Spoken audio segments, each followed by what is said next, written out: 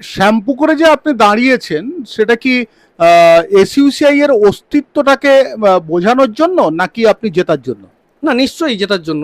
একেবারে পরিষ্কার তোমাকে বলেই দিই যে দেখো দেখো ভাই, এসইউসিআই কে কেউ পাত্তা দেয় না। পরিচয় করে দিই, গৌরাঙ্গ খাটুয়া এবার আহ, শ্যাম- শ্যামপুকুর বিধানসভা থেকে গৌরাঙ্গ দাঁড়িয়েছে আর এসইউসিআই এর ক্যান্ডিডেট। আচ্ছা, একেবারে পরিষ্কার তোমাকে বলেই দিই যে দেখো দেখো ভাই, এসইউসিআই কে কেউ পাত্তা দেয় না, হ্যাঁ, বোঝেও না, তোমাদের কেউ কদর দেবে না। তবুও এই বাজারে তোমরা দাঁড়িয়েছো, কেন দাঁড়িয়েছো আর তোমাদের কি কি এইরকম পয়েন্টগুলো রয়েছে যেগুলো মানুষকে বোঝাতে পারো? দেখো শঙ্কুদা, সংক্ষেপে আমি প্রথমেই বলি যেটা যে এসইউসিআইকে গুরুত্ব দেয় না, প্রথমত এই পয়েন্টটা যখন আসে সেটা ভোটের বাজারে। কিন্তু আন্দোলনের কথা যদি কেউ বলে তাহলে সবার আগে কিন্তু সবাই বলে যে এসইউসি দলেরই আন্দোলনটা একমাত্র আছে। এসইউসিআই কমিউনিস্ট দল আন্দোলনের সব থেকে আগে এগিয়ে, মানে সমস্ত সমস্ত সারা বছর ধরে। এটা শুধু ভোটের ব্যাপার না, আমরা শুধু ভোটের বাজার গরম করার জন্য আন্দোলনের কথা গল্প দিই তা না। মানুষ যখন দেখে যে বিদ্যুতের দাম বাড়ে, মানুষ যখন দেখে যে তার বাড়ির সন্তানের শিক্ষা নেই, মানুষ যখন দেখে যে স্বাস্থ্য পরিষেবা পাচ্ছে না, তখন কিন্তু রাস্তা দাঁড়িয়ে আন্দোলন করছে কি সেই ইস্যুগুলো নিয়ে? একমাত্র এসইউসিআই কমিউনিস্ট দল। ফলে আপনি যদি দেখেন ভোটের বাজারে হয়তো বিধানসভায় আমাদের কেউ নেই, নির্বাচিত কোনো প্রতিনিধি নেই, কিন্তু আন্দোলনে যদি দেখেন গোটা রাজ্য জুড়ে ঘুরে দেখুন, এসইউসিআই কমিউনিস্ট দলে মানুষ কিন্তু কদর করতেই বাধ্য, মানে করছে মানুষ।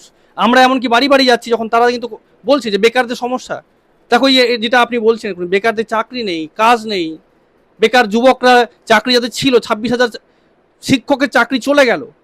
এই বিষয়ে যখন দাঁড়িয়ে আমরা বলবো যে তৃণমূল সরকারের দুর্নীতি, যে দুর্নীতির জন্য কয়েক হাজার যোগ্য শিক্ষক শিক্ষিকা চাকরি গেছে, এবং স্বয়ং শিক্ষামন্ত্রী সে জেলা গেছিল, যোগ্য শিক্ষক শিক্ষিকা তারা চাকরির যে হারিয়েছে তার কোনো বিচার পেল না।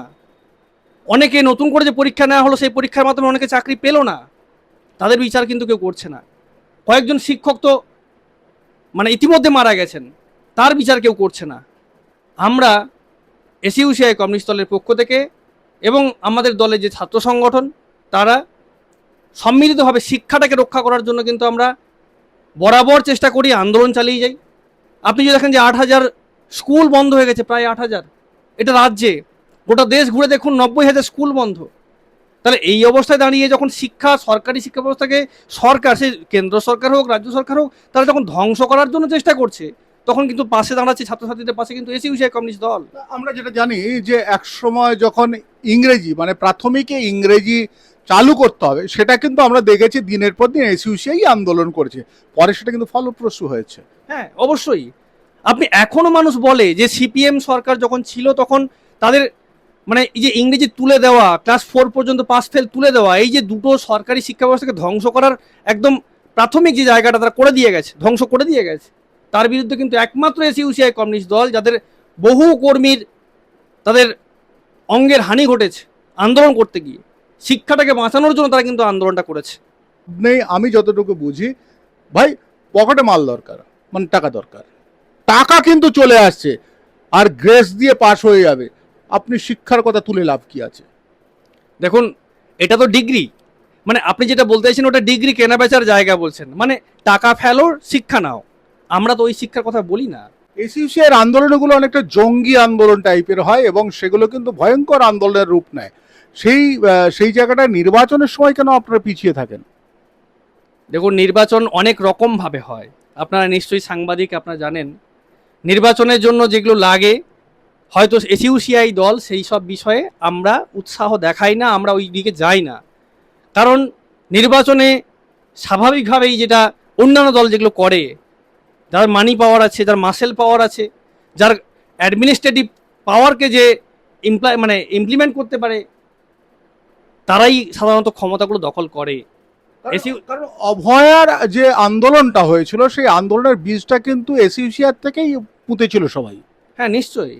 এই যে বললাম আপনাকে, শুরুতেই বললাম যে আন্দোলনের প্রসঙ্গ যখন আসে তখন এসইউসিআই এর নামটা সবার আগে ওঠে। যখন ভোটের ময়দানে আসে তখন এই কর্পোরেট সেক্টর, কর্পোরেট মালিক, তারা কিন্তু চায় না এসইউসিআই এর মতো কোনো প্রতিনিধি বিধানসভার অভ্যন্তরে যাক এবং সাধারণ মানুষের কথা তুলে ধরুক। আমাদের এসইউসিআই খুনাখুনি করে না, একেবারেই না। আমাদের প্রাক্তন এমপি ডাক্তার তরুণ মণ্ডল সংসদে গেছিলেন, সেখানে তো নানান বিষয় নিয়ে, জনসাধারণের বিভিন্ন বিষয় নিয়ে তুলে ধরেছেন।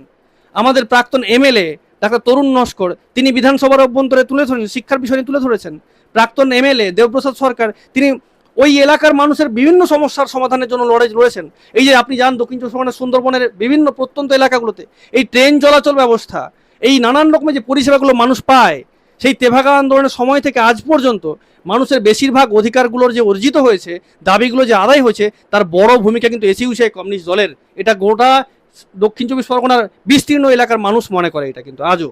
মানে শ্যাম্পু করে যে আপনি দাঁড়িয়েছেন, সেটা কি এসইউসিআই এর অস্তিত্বটাকে বোঝানোর জন্য, নাকি আপনি জেতার জন্য?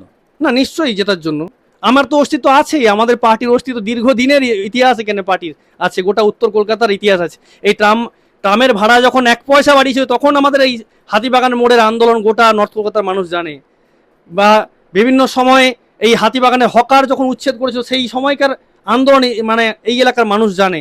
শ্যামবাজারে বিভিন্ন সিএসসির যে আন্দোলন, মানে বিদ্যুৎ গ্রাহকদের যে দাবি নিয়ে আন্দোলন, এই গোটা এলাকার মানুষ জানে। ফলে আমাদের অস্তিত্ব আগে থেকেই আছে, এটা কোনো নতুন কথা নয়।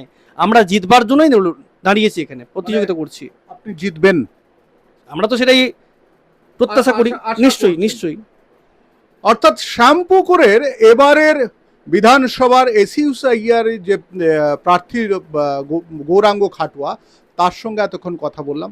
সত্যি কথাগুলো যদি আপনারা মন দিয়ে একটু শুনে থাকেন, আর যদি আপনার মধ্যে শিক্ষার কোনো জীবাণু থেকে থাকে, তাহলে বোধহয় এদের কথা একটু ভাবা উচিত, আমার তো মনে হয়। তবে সমস্ত কিছু নির্ভর করছে আপনাদের চিন্তা ভাবনা, আপনাদের ডিসিশনের ওপর। আমি শঙ্কর রয়েছে আপনাদের সঙ্গে, ইন্ডিয়া নিউজ 24 দেখতে থাকুন।